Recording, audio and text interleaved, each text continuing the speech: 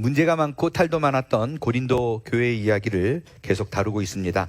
그들이 분쟁하게 된 이유는 영적인 교만과 그들 안에 자리 잡은 자랑 때문이었습니다.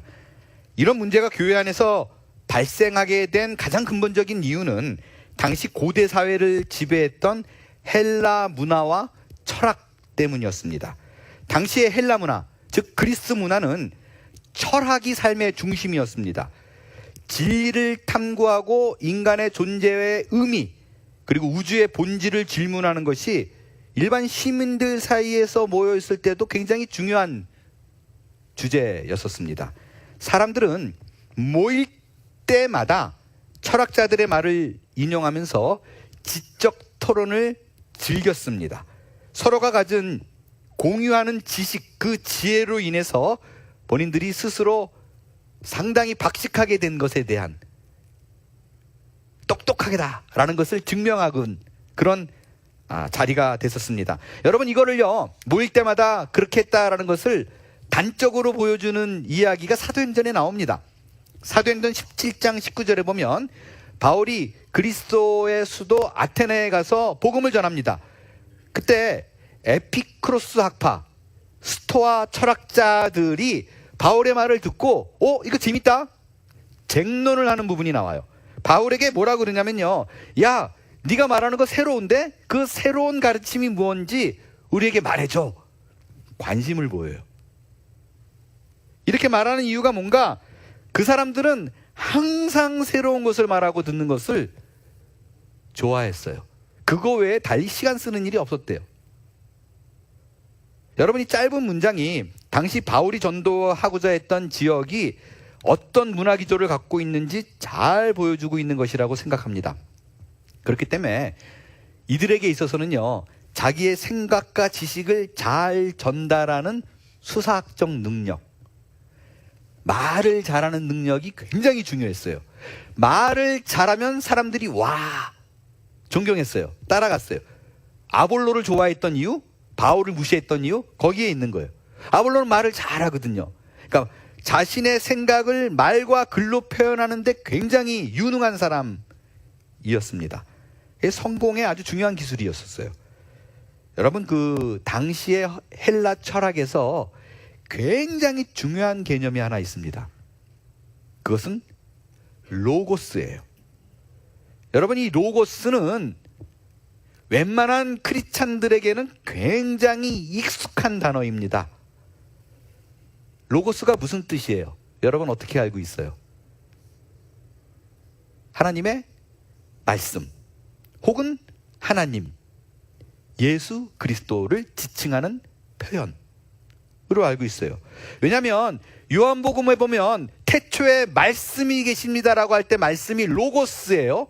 근데 이 말씀이 하나님과 함께 있었고, 이 말씀 로고스가 곧 뭐다? 하나님이다라고 요한이 얘기합니다.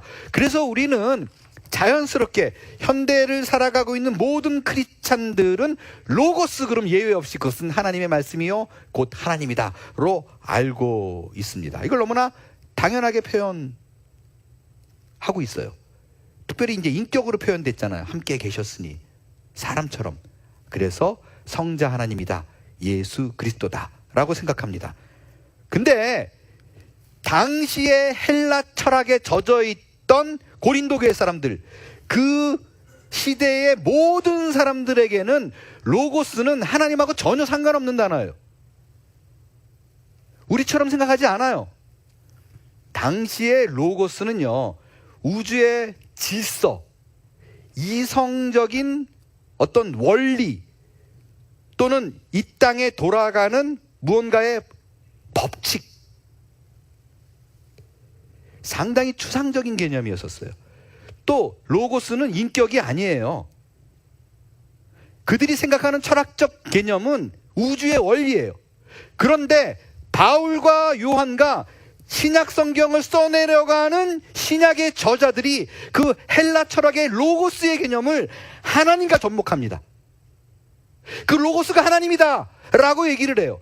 특별히 접목하면서 그들에게 추상적이고 전혀 비물질적인 그런 개념이었던 로고스를 인격으로 표현하면서 고린도 교인들에게 사도 바울이 전하고 있는 거예요. 여러분, 지금 제가 굉장히 복잡하게 말씀을 드렸지만 그냥 간단히 생각해 보면 한국말도 마찬가지예요. 원래 기존에 쓰여오고 있던 단어가 우리가 이렇게 알고 있는 단어의 정의가 있는데 기독교 문화가 들어오면서 자연스럽게 바뀌었는데 바뀐지도 모르고 우리 안에 들어온 단어들, 그 로고스가 바로 그런 거거든요. 쉽게 말하면 한국말도 마찬가지예요. 말씀. 여러분, 기독교가 대한민국 땅에 들어오기 전에 말씀은 무슨 뜻이에요? 심플, 말, 언어. 근데 그 언어가 나이가 든 존경할 만한 분이 얘기하면 그 언어, 말에 대한 존칭어가 뭐예요? 말씀이에요. 어르신의 말씀이에요. 그런데 그 어르신의 말씀이라는 개념을 기독교인들이 들어와가지고 슬그머니 바꿔요. 뭘로 바꿔요? 기독교인들에게 말씀 그러면 뭐를 얘기해요? 성경이에요. 하나님의 말씀이에요. 그러니까 원래 있던 개념인 말씀을 기독교인들은 슬쩍 바꾼 거예요. 재정의한 거예요. 여러분이 이 고린도전서 이 편지를 읽기 전에 여러분들이 확실하게 미리 알고 들여다봐야 될 그 문화적 배경이 바로 이거예요. 쉽게 얘기해서요, 지금 여러분들이 다 고린도 교인들이에요. 당시에 있는 사람들이에요. 근데 여러분들은 로고스는 철학이에요. 전혀 인격적인 게 아니에요. 아무도 그렇게 생각 안 해요. 근데 바울이 와가지고 그 로고스가 하나님이다 라고 얘기하는데 인격이에요. 이게 얼마나 지금 혼동되고 있는 상황이겠어요. 당시에는요, 그 로고스라는 개념이 기독교 개념으로 정립되어 있지 않을 때예요. 그래서 여러분 이거 알고 이제 고린도전서 쭉 읽잖아요. 그럼 바울이 막 몸부림치는 거를 볼 수 있어요. 어떻게든 그 개념을 좀 바꿔보려고. 아니라고. 바울이 이 편지에서요, 로고스라는 단어를 약 20여 차례 사용해요. 근데 고린도 교인들이 들으면 이게 똑같이 로고스 막 그렇게 나오는데 헷갈릴 수 있잖아요. 잠깐만, 이게 그러니까 지금 저 말이 철학 로고스를 얘기하는 거야? 아니면 하나님의 말씀이라는 뜻이야? 헷갈릴 수 있잖아요. 그래서 바울이 이게 철학이 아니라 기독교 용어야, 예수와 연관된 용어야, 하나님과 연관된 용어야 라는 거를 가르쳐 주기 위해서, 분명히 하기 위해서 이 하나님과 연관된 그 로고스를 말할 때는요, 하나님의 능력, 하나님의 지혜, 성령, 십자가라는 단어와 함께 썼어요. 딱 구분이 되게. 1장 18절에 여러분이 잘 알고 있는 십자가의 도, 우리는 한국말 번역이니까 쉽죠. 이게 십자가의 말씀, 로고스예요. 이걸 고린도 교인이 읽으면서 이게 철학적 개념이 아니구나를 어떻게 알 수 있어요? 십자가 때문에 알 수 있어요. 더 헷갈리는 건 한 구절에 철학적 개념과 하나님의 개념 둘 다 들어가 있는 경우가 있어요.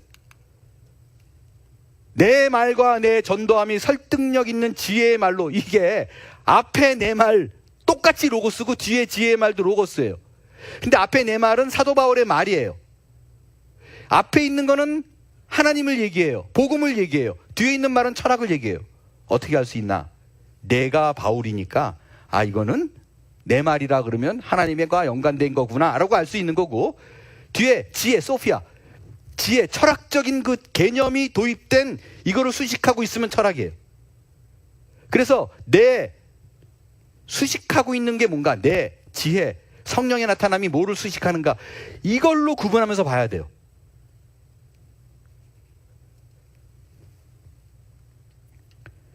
어렵죠. 어려워요. 근데 제가 굉장히 많이 고민했어요.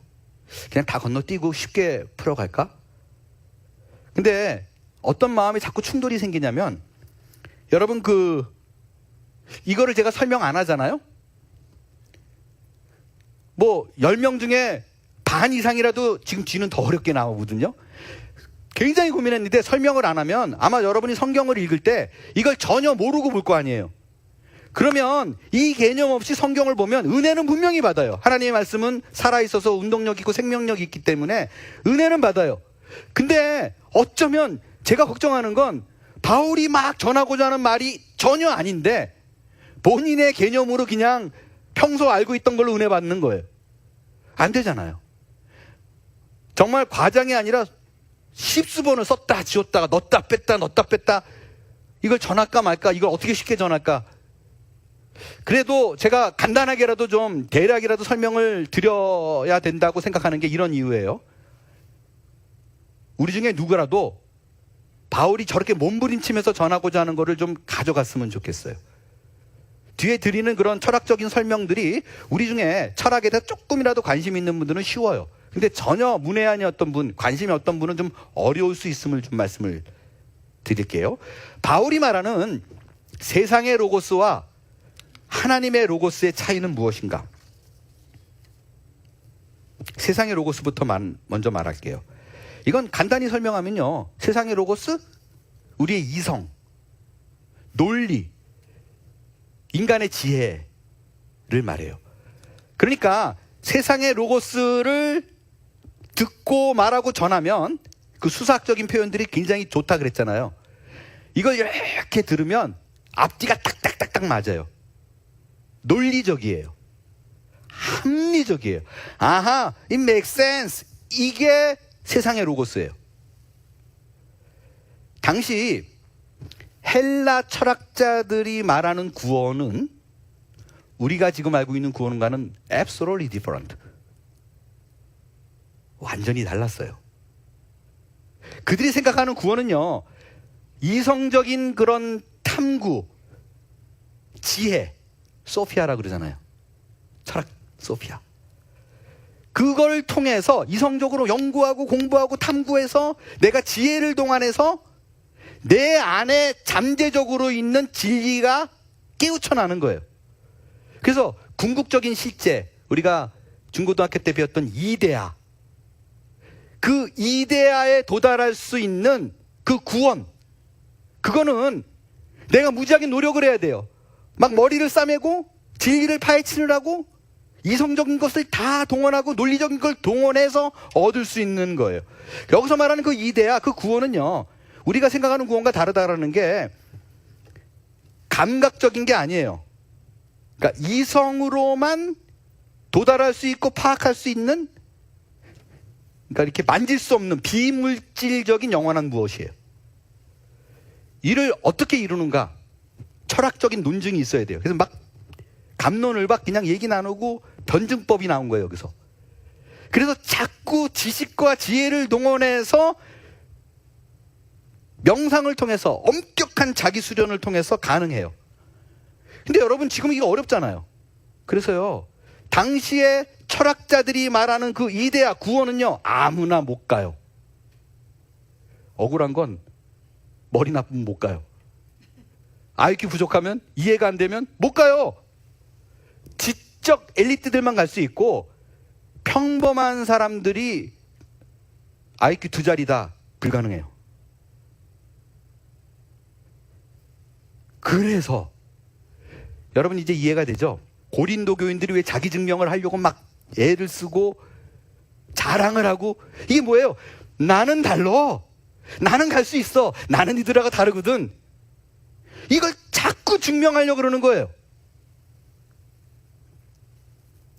지금 그들에겐 이런 합리적인 이성을 갖고 내가 이데아를 가는 것이 당연한, 모든 사람들이 그렇게 알고 있는 그 자리에서 바울이 하나님의 로고스를 선포합니다. 근데 바울이 말한 로고스는 그들이 철학적으로 알고 있는 그 세상의 로고스를 완전히 뒤집습니다.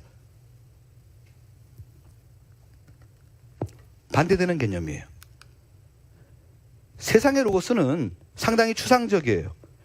말씀드렸듯이 이들이 말하는 그런 이데아는 감각이 아닌 이성적이고 비본질적인 것의 원형이에요. 이게 참 어려운데, 아름답다, 그러니까 다운 게 아니라 뭐 그런 게 있어요.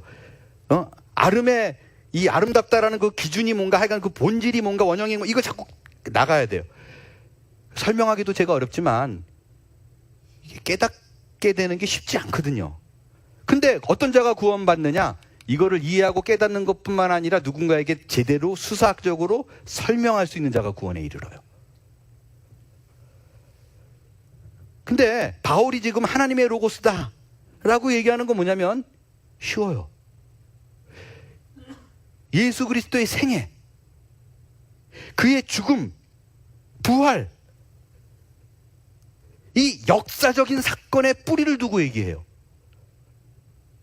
그러니까 그들은 물리적인 것이 아니라 비물질적인 것인데 이건 감각적이에요. 너무 쉬워요. 예수 그리스도가 십자가에 달려 우리를 죽었다, 이거 못 알아듣는 사람이 어디 있어요?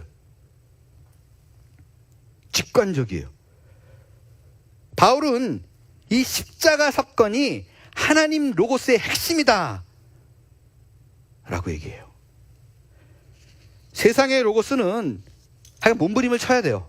구원에 이르기 위해서는 막 자기 수련, 그리고 깨어 있어야 되고, 인간의 노력에 근거해서 이데아에 가요. 근데 바울이 말하길 하나님의 로고스는요, 그럴 필요 없다는 거예요. 충격이에요. 너희가 노력할 필요 없다. 오로지 너희의 노력과 아무 상관없이 하나님의 관계 속에서 전적인 일방적인 하나님의 은혜로 너희가 구원에 이른다 라고 얘기를 하고 있는 거예요. 너희는 아무것도 할 거 없어. 여러분, 다시 말씀드리지만 이 사람들은 좀 헬라 철학에 젖어 있는 사람들이에요. 고린도 사람들은 완전히 이성, 논리, 합리적인 거. 근데 예수 그리스도가 십자가에 달려 돌아가셨어, 죽었어, 그게 구원에 이르러, 이게 설득이 되겠어요? 이게 마음에 전혀 안 닿는, 이성을 추구하는 사람들에게는 그런 얘기, 속된 말로 CR도 안 먹혀요. 그래서 바울이 하는 얘기가, 야, 내가 지금 하는 말이 진짜 어리석게 들리지? 설득 안 되지? 근데 생각해봐. 하나님이 진짜 신이라면 그가 인간보다 못하겠냐? 하나님의 지혜는 사람보다 낫다, 사람보다 지혜롭고 사람보다 강하다, 이걸 깔고 얘기해요.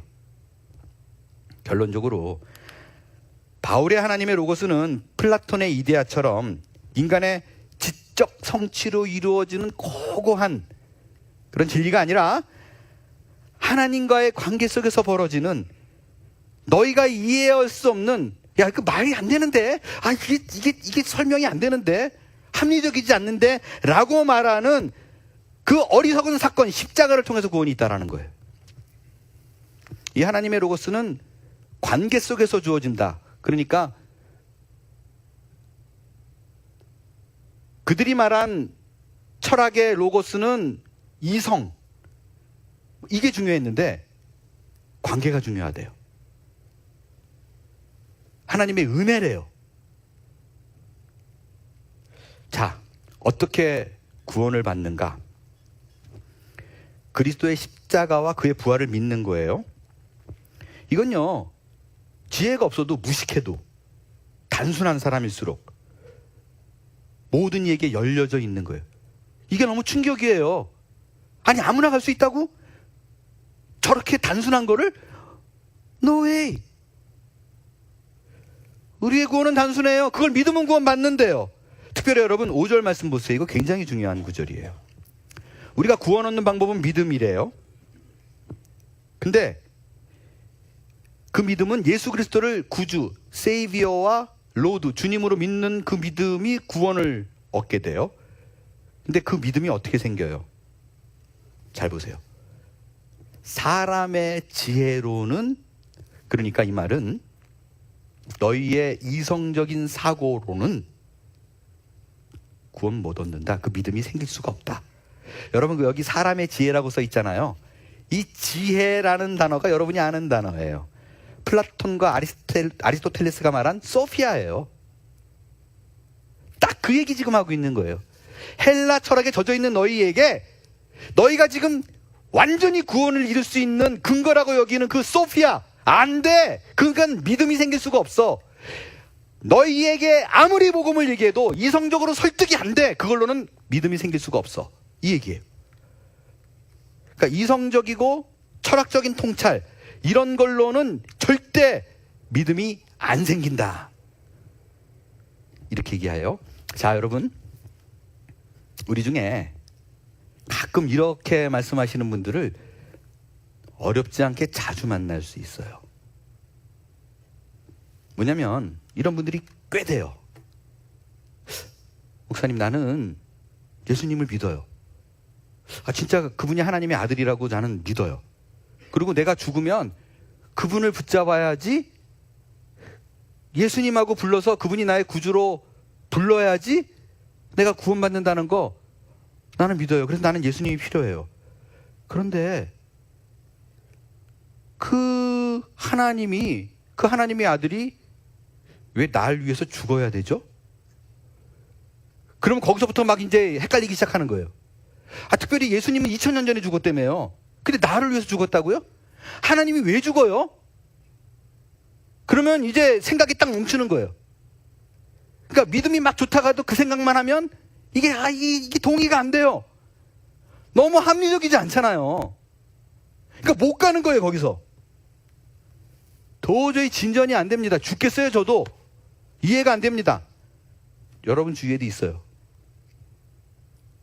그리고요, 아무리 교회 생활을 오래 해도 막 성경을 박식해서 가리키는 사람이라도요, 지금은 제가 안 그러지만 신앙의 철이 없을 때, 전도사 시절, 그럴 때 막 그렇게 잘난 체 하는 사람 보면 막 이렇게 긁고 싶잖아요. 못돼 먹어가지고 저도. 그러면 계속 짓궂게 질문하고 이런 복음의 본질을 계속 질문을 해요. 그러면 정말 몇 명 만났어요. 막 얘기하다가 귀까지 이렇게 빨개지면서 뭐라 그러냐면, 전도사님, 사실요, 제가 생각을 해보면 내가 진짜 믿는 건지 믿고 싶어 하는 건지 잘 모르겠어요. 꽤나 많아요. 여러분, 이런 일이 왜 생기는가? 세상의 로고스, 세상의 지혜, 그 철학적 개념인 소피아로는, 그 지식과 지혜로는 십자가가 이해가 안 돼요. 절대 상식적이지 않은 이야기, 그게 십자가입니다. 벌써 하나님은 전능하대요. 모든 걸 다 가능하대요. 근데 그가 죽었대요. 이것부터 이게 부담스러운 거예요. 근데 어떻게 죽었어요? 인간이 죽였어요. 아니, 그러면 신이 인간보다 이게 못한 거예요? 생각하면 생각할수록 꼬여요. 그냥 너희들 다 용서했다 그러면 되지 않아요? 그것도 왜 이렇게 비참하게 죽어요? 여러분, 왜 그랬는가? 바울이 명확히 얘기해요. 그거 몰라. 우리 이성으로는 파악이 안 돼. 여러분, 그래서요, 이게 자꾸 이해가 안 돼요. 정상입니다. 그래서 여러분, 이게 자꾸 마음에 걸려서 신앙의 진전이 안 되는 것 같아서 고민하지 마세요. 똑똑한 분이에요. 그래서 제일 안타까운 건 이게 자꾸 용납이 안 되니까 믿음이 없어 보이잖아요. 그리고 이게 용납이 안 됐는데 막 전하기에 힘들어요. 제일 안타까운 사람. 그러니까 예수 그리스도는 나를 위해서 죽었다, 나를 위해서 죽었다, 그분은 하나님이다, 자꾸 세뇌를 하려고 그래요. 미치겠어요. 그러지 말라고요. 그럴 필요가 없어요. 왜냐하면 지금 바울이 뭐라 그래요? 우리 믿음은 사람의 지혜로 안 된대요. 그러니까 여러분, 이성적으로 따졌을 때 딱 오! 합리적으로 맞아 떨어져요. 이상한 거예요.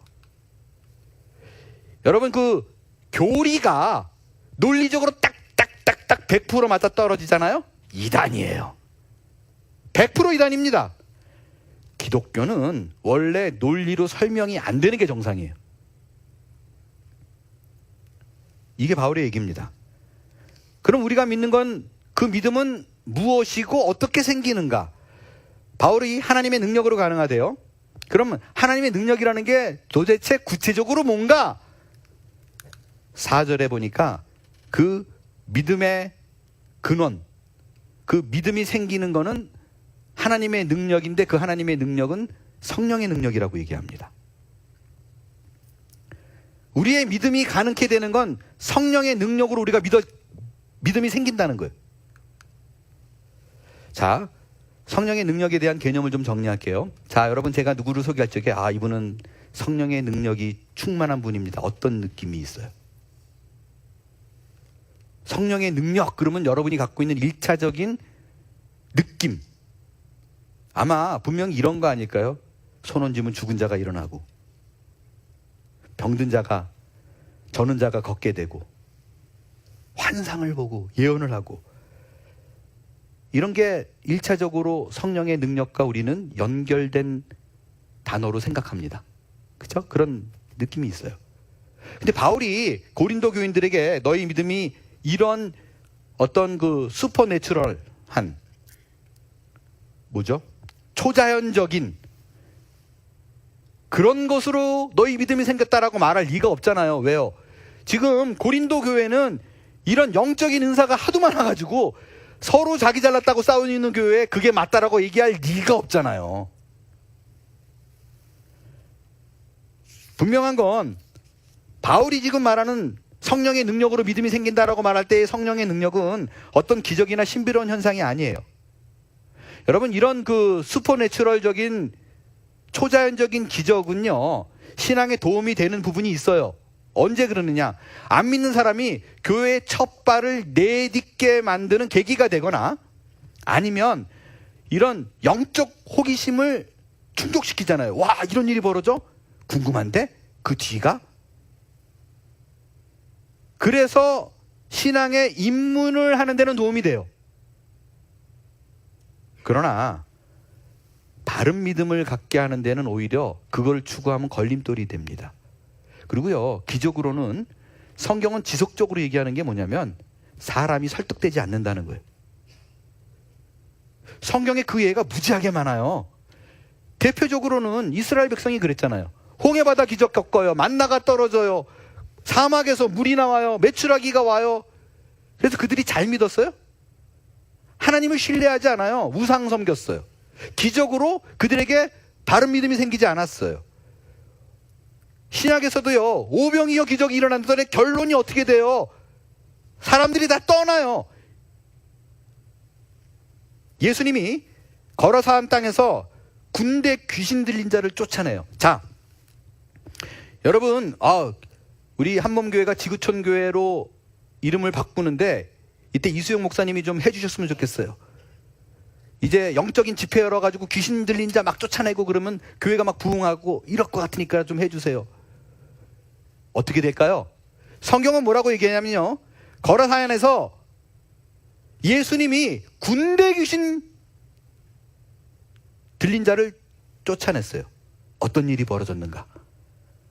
사람들이 다 와서 이 마을을 좀 떠나주세요.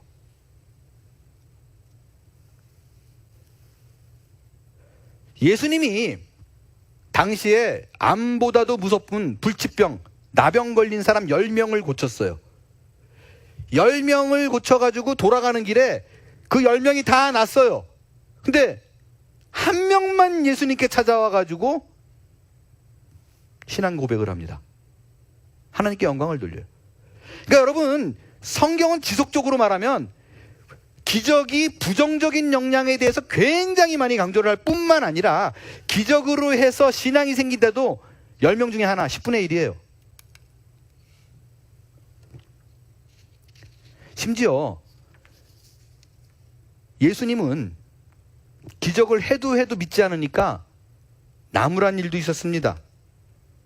권능을 많이 행한 고을이 있었는데 회개치 않아요. 책망하는데 뭐라 그러냐면요, 화 있을진저 고라시나 화 있을진저 벳세다야. 야, 해도 너무한다. 이렇게 기적을 행했는데 어쩜 그렇게 믿지 않냐? 여러분, 성경은 분명히 기적을 통해서 예수를 믿는 사람이 있어요. 그러나 숫자적으로 보면 기적을 보고 예수 믿지 않는 사람의 수가 훨씬 많습니다.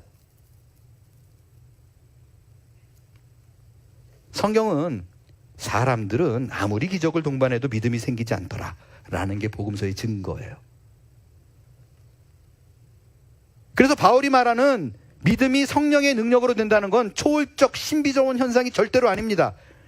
그렇다면 성령의 능력으로 믿음이 생기는데, 성령의 능력으로 구원받는데, 바울이 말하는 성령의 능력이 뭔가? 그거는요, 성령님이 내 안에 들어와 거하는 사건을 얘기합니다. 예레미야서 보면 하나님께서 이스라엘 백성에게 새 언약을 내가 맺으리라 라고 얘기해요.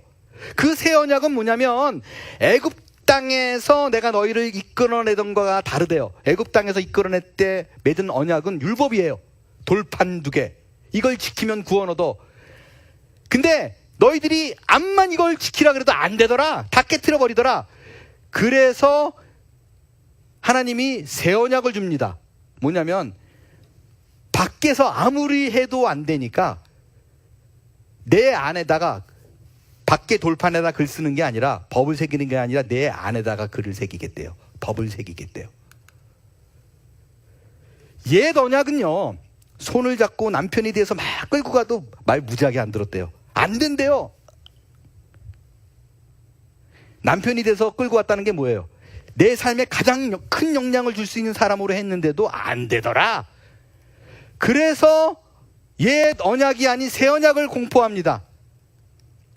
그 새 언약이 바로 내 안에 들어오는 거예요. 외부에서 압력을 가하는 것이 아니라 내 속에 들어와서 내 속을 바꿔버려요. 그게 십자가 사건입니다.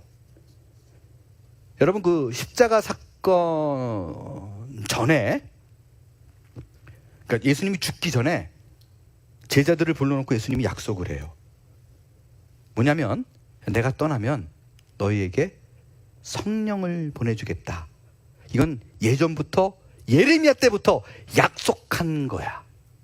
근데 위로부터 능력을 입게 된다 그러죠. 그러니까 성령은 위로부터 그들에게 임했어요. 눈에 보이게 임했어요. 언제 일어나요? 언제? 예, 오순절. 정답이에요. 오순절 때 일어납니다. 오순절 날에 하늘이 열리고 급하고 강한 바람 같은 소리가 있어서 이때 임해요. 여러분, 이게 예레미야 때 예언한 그 예언의 성취예요.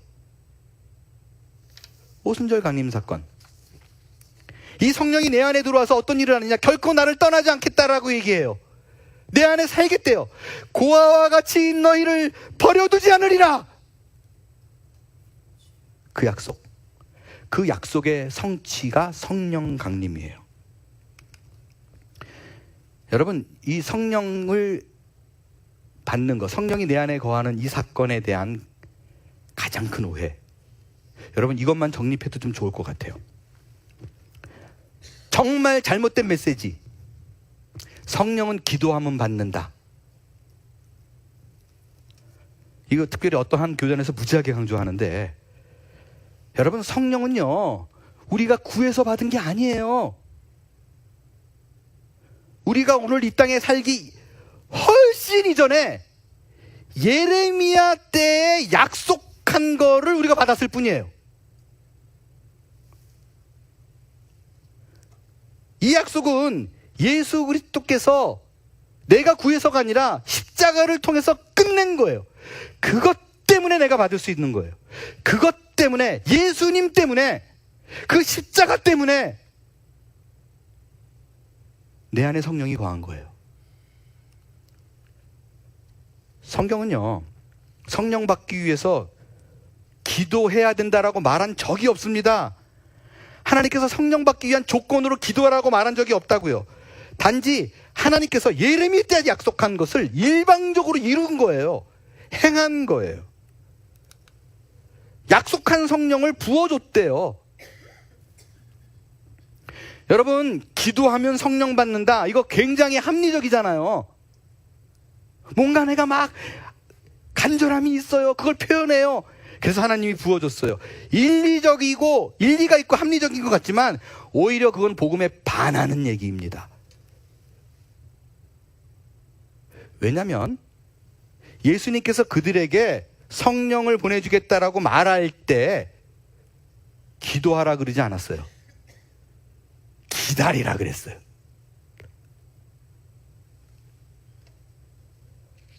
사도행전에 보면, 목사님 성령 그 오순절 내릴 때 다들 기도하던데요.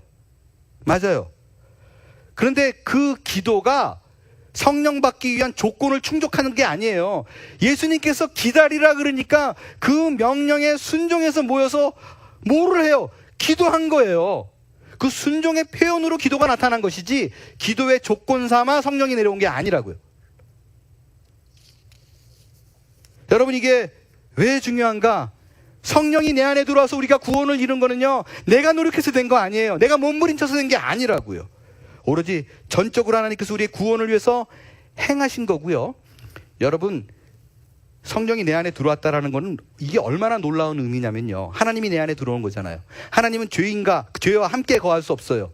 근데 하나님이 내 안에 들어와 계신다, 성령이 내 안에 들어왔다는 게 얼마나 놀라운 거냐면요, 예수 그리스도 그 십자가 사건이 빵 터진 이후로 내가 의인이 되었다는 거예요. 내가 깨끗하게 되었다는 것입니다. 그래서 하나님이 내 안에 들어올 수 있게 됐다 라는 얘기입니다. 그러니까 기도해서 성령 받았어요, 기도해서 구원 이뤘어요, 하나님이 뭔가 서제션 했는데 내가 노력했어요, 완전히 복음에 반하는 거예요. 예수 그리스도의 죽음을 헛되게 하는 거예요. 그렇기 때문에 바울은 우리의 노력이 아닌 예수 그리스도의 십자가, 성령의 능력으로 구원받았다라고 말하는 것이 바울의 외침입니다.